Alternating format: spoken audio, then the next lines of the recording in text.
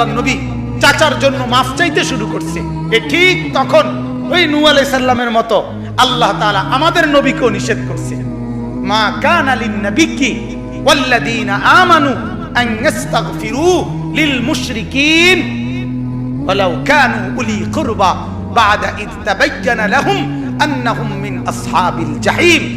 আল্লাহ বলেন, নবী আপনার জন্য উচিত হবে না, কোন ঈমানদারের জন্য উচিত হবে না, তার সবচেয়ে নিকটতম জন যদি কুফরি অবস্থায় মুশরিক অবস্থায় মৃত্যুবরণ করে, তার জন্য আমার কাছে মাফ চাওয়া এটা আপনি এবং আপনার ঈমানদার অনুসারী কারো জন্য জায়েজ নাই, অনুমতি নাই। এরপরে নবী থামছে। আমার বলার উদ্দেশ্য হলো ফিকির, বুঝছেন? আমার কথা হলো যে দরদটা কি পরিমাণ ছিল, কথা বুঝছে? আল্লাহ থামানো পর্যন্ত উনি শুধু বলতেই থাকছে, বলতেই থাকছে। হাদিসের মধ্যে আছে, বাপ আল্লাহর নবী বলছে, যখনই জমিনে কোনো বান্দা নাফরমানি করে, তখন ওই জমিনের ওই বান্দার পায়ের নিচের মাটিটা, জমিনটা আল্লাহর কাছে আবেদন করে, আল্লাহ আল্লাহ আমার একটু সুযোগ দাও, আমি একটা শুধু গড় দেবো, আমার নিচের মাটিটা উপরে উঠামু, উপরের মাটি নিচে নামামু, শুধু ওই লোকটা যেরকম বিছনায় এপাশ ওপাশ করে, আমি আমার জমিনটাকে একটু এপাশ ওপাশ করবো, আমার নিচের মাটি তুলবো, উপরের মাটি নিচে নামাবো, আল্লাহ এরে নিয়া আমি শুধু একটা উল্টানি দিতে চাই, তুমি আমার অনুমতি দাও। রব্বুল আলামিন তখন বলে ওই জমিনকে, না তুই এমন করিস না, ও যে আমার বান্দা, ওরে না আমি বানাইছি, আরে আমি বানাইছি, এই জমিন আমি কায়নাত আমার হুকুম দিয়ে বানাইছি, আর ওরে আমি হাত দিয়ে বানাইছি, আমার হাতে বানাইছি, আর নাক আমি লাগাইছি, আর চোখ আমি লাগিয়েছি, আর কান আমি লাগিয়েছি, আর হাত আমি লাগাইছি। আরে আমি সেই মাওলা, যে মাওলা কুন বললে ফায়াকুন, যে মাওলা ভ বললে হয়ে যায়। ওরে বানাইতে এভাবে করি নাই, 9 মাস পরে আর মায়ের পেটে রাইখা আমি নিজের হাতে ড্রয়িং করছি, নিজের হাতে একবার নাক লাগাইয়া 100 বার দেখছি, ঠিক মতো হয়েছিনি, একবার চোখ লাগাইয়া কুটিবার দেখছি, ঠিক মতো হয়েছিনি। এইভাবে 9 মাস আমি তারে যত্ন করে সাজিয়ে, সুম্মা আনশানাহু খালকান আখার, আমি তার এক মানুষ বানিয়ে এরপরে মায়ের পেট থেকে আমি বের করেছি, যাকে আমি এত যত্ন করে বানাইছি রে, তারে এত অল্পতে কেমনে মেরে ফেলি? না তুই একটু ক্ষান্ত হ, দেখি না ও তওবা করে কিনা, ও ফিরে আসে কিনা, দেখি না।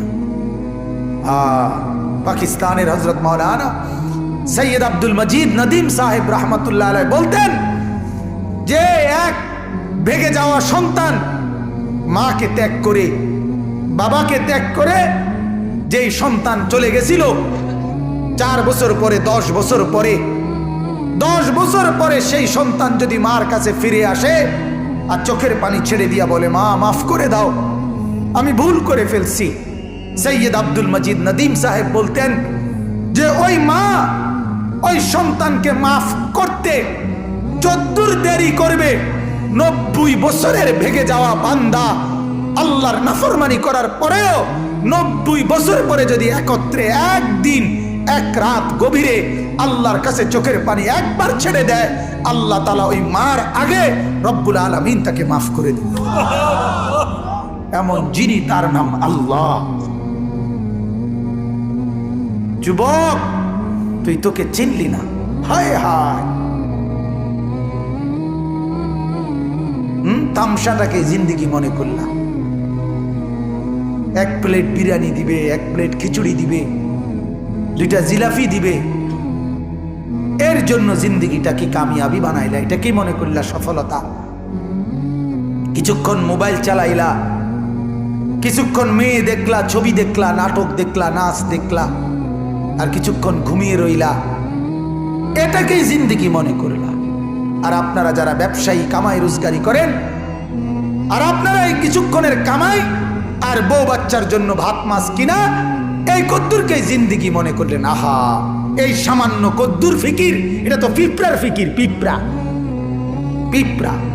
আমাদের বাংলাদেশের একজন শ্রেষ্ঠতম আলেমে দ্বীন, গবেষক আলেম ডক্টর আফম খালিদ হোসেন, অনেক বড় মাপের আলেম এবং জ্ঞানী গবেষক, উনি বলছেন এক পিঁপড়া সামান্যটুকু খাবার খায়, হ্যাঁ, কিন্তু এরপরও সে জমা করে রাখে। এক হাতি 250 কেজি খাবার প্রতিদিন খায়, একদিন 90 লিটার পানি প্রতিদিন খায়। উনি বলছেন কিন্তু কোনোদিন হাতি সে পরবর্তী বেলার খাবার কান্দে কইরা তার কাছে নিয়ে আসে না। সে এরপরে প্রতিদিন মাওলার উপরে তাওয়াক্কুল করে থাকে। রব্বুল আলামিন 250 কেজি খাবার প্রতিদিন তার কাছে পৌঁছায় দেয়। হযরত বলেন এক সাগরের তিমি এক লোকমায় যেই খাবার খায়, এক লোকমা 200 শক্ত সামর্থ্য জোয়ান যুবক গোস্ত ভাত খাইয়া একবারে যা খাবে, এই সাগরের তিমি এক লোকমায় তার চাইতে বেশি খাবার খায়। সাগরে কত লক্ষ তিমি, কি পরিমাণ খাবার মালিক সরবরাহ করতেছে। তাইলে তুমি কেন এত পেরেশান হইয়া গেলা? তুমি কেন পেরেশান হয়ে গেল? ছেলেটাকেও কামে লাগাই দিলা, মেয়েটাকেও কামে লাগাই দিলা, ফুতের বউরও কামে লাগাই দিলা, নিজেও কামে লাগাই দিলা। কেউ কাউরে জিজ্ঞাসা করো না, কিরে বাবা তোমার নামাজ পড়ো না কেন? স্বামী স্ত্রীকে বলে না, স্ত্রী স্বামীকে বলে না, বাবা মা সন্তানকে বলে না, সন্তানাদি বাবা মার ফিকির করে না, কারো কোনো ফিকির আখিরাতের নাই। এতগুলো মানুষ মিললে এই ভাত এক লোকমা, ছি ছি ছি ছি। অথচ রব্বুল আলামিন যেটা বললেন যে আমি একমাত্র মুখাপেক্ষী, আমার কাছে সবকিছু মজুদ আছে।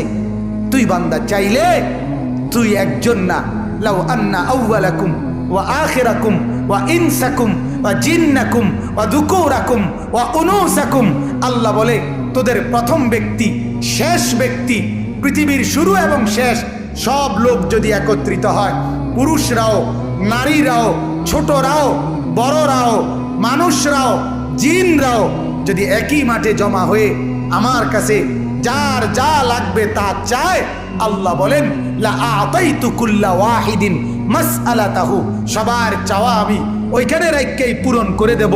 মা নাফিদাত মিন খাজাইনি শাইউন, আমার ভান্ডার থেকে এক ফোঁটাও কমবে না। এমন যিনি তিনি আল্লাহ। তাকে ছেড়ে কোথায় দৌড়াচ্ছেন? আল্লাহকে ছেড়ে কোথায় যাচ্ছেন? আল্লাহকে ছেড়ে কোথায় গেলেন? যুবক আল্লাহকে ছেড়ে কোথায় গেলা? নামাজ না পড়ে নর্তকী দেখে লাভ কি হয়েছে পর্যন্ত বলো না একবার। ওই মাদেরকে বলো না, মা এই পর্যন্ত বেপর্দা হয়ে যত মহিলা পুরুষকে দেখাইলা, মা কে তোমারে কয় টাকা চাঁদা দিছে এই পর্যন্ত? 2টা পয়সা তোমারে কোনোদিন দিছিনি, চাইয়া না গেল যা। কথা বোঝেন নাই? তোমারও তো দেখে গেল, কিন্তু দ্বিতীয় পয়সা তো দিল না। কি পাইলা? পাইলাটা কি দুনিয়ায়? অবুঝ মানুষ বুঝতে চায় না, অবুঝ সন্তান বুঝতে চায় না। তার সমস্ত দুশ্মনী নামাজের লগে, তার সমস্ত দুশ্মনী আল্লাহর সাথে। সে তার একটা বন্ধু, সামান্য একটা বন্ধু, তার এই সামান্য পরিচয়, তারও মন রক্ষা করতে সে রাজি, কিন্তু সে তার মালিকের মন রক্ষা করতে রাজি না। হায় হায় হায়, কি শক্ত পাষাণ। আল্লাহ আমাদেরকে বুঝ দান করেন।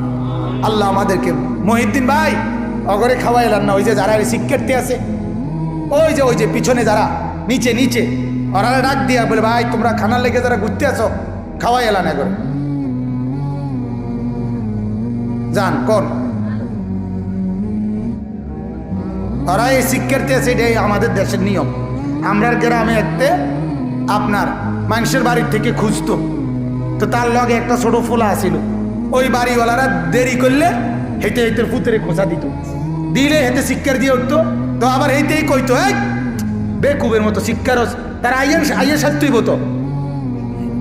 কথা বোঝেন নাই?